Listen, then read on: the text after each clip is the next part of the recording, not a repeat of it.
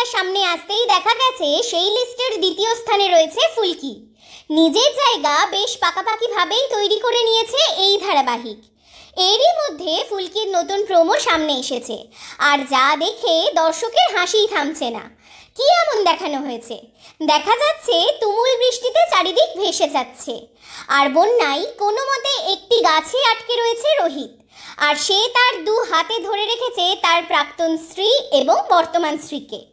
এমন অবস্থায় ফুলকি বুঝতে পারে এইভাবে থাকলে রোহিতের মৃত্যু হবে, তাই বরকে বাঁচাতে নায়িকা ইচ্ছে করেই হাত ছেড়ে দেয়।